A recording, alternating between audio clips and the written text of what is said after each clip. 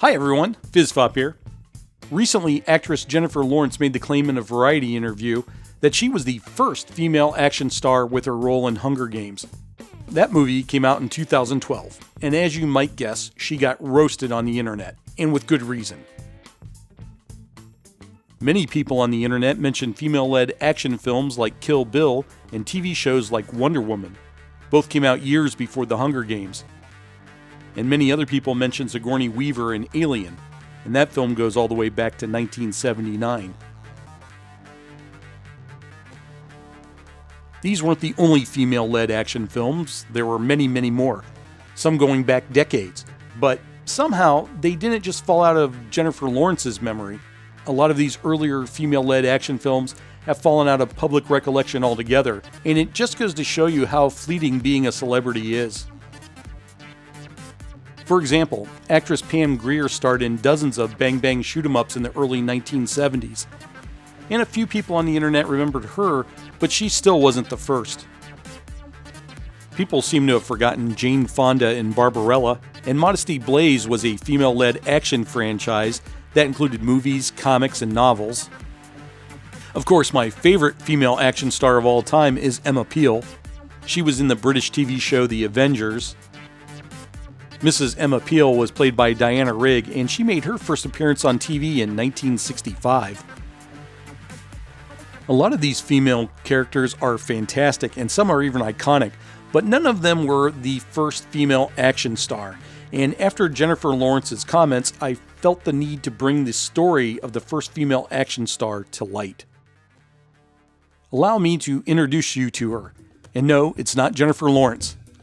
It's Nyoka, played by Frances Gifford in the 1941 movie serial Jungle Girl. Jungle Girl was a 15-chapter movie serial by Republic Pictures. Republic acquired the rights to the Edgar Rice Burroughs novel of the same name, and then, in typical Hollywood fashion, ignored the source material. Burroughs had created Tarzan of the Apes and John Carter, Warlord of Mars. What Republic wanted was a female Tarzan, and they wanted to give this character legitimacy by attaching Burroughs' name to her. So let me make this clear, the film studio created Nyoka, not Burroughs. By doing this, Republic Pictures could create future Nyoka stories and merchandising and not have to pay Burroughs a dime. They used his name in all the promotions, but they kept all the money because it wasn't taken from his novel. Nyoka is played by actress Frances Gifford. Gifford had no intention of becoming an actress. She was super smart, and at age 16, she was preparing to go to UCLA Law School. She went with a friend to see a movie being made at the Samuel Goldwyn Studios, and a talent agent spotted her. It wasn't long before she landed small parts in big movies like Stage Door, Bringing Up Baby, and Mr. Smith Goes to Washington. A few years later, at age 21, she landed the role of Nyoka. In 1941, the year Jungle Girl came out, the Pan American League, which is an organization for women on college campuses, named Gifford the ideal Pan American girl, and this recognition was for her brains and not her beauty. However, her career never really took off. She unfortunately joined the long list of Hollywood casualties. She partied a lot and became an alcoholic, and a few years after this movie serial, she was in a car accident and suffered a head injury. Her face was also cut, and I believe she fractured her nose. From that point on, she struggled to remember her lines, and her acting career just slowly drifted away. Definitely a sad ending to a promising career. In regards to the rest of this serial, there's a couple of notes worth mentioning about Jungle Girl. This serial had the largest budget of any serial produced in 1941, and this shows that Republic was really committed to making Jungle Girl a hit at the box office. Behind the scenes, the crew who made this serial are the same people I've talked about in several other videos. John English and William Whitney were the A-team of directors at Republic. Movie serials usually had two directors, and this tag team was one of the best. Whitney is often credited for developing the modern fight scene before CGI became a thing. The stunts on Jungle Girl were supervised by another film legend, Yakima Canutt. He was a famous cowboy trick writer, and you can see his influence in this serial, especially in the scenes that involve elephant riding. The amazing vine swinging scenes were by David Sharp. On the set, Francis Gifford teased him that he was prettier in the costume than she was. He made a whopping $350 a week during the production of Jungle Girl. Sharp had a 40-plus year career in Hollywood as a stuntman, and altogether he's credited for having worked on over 4,500 films.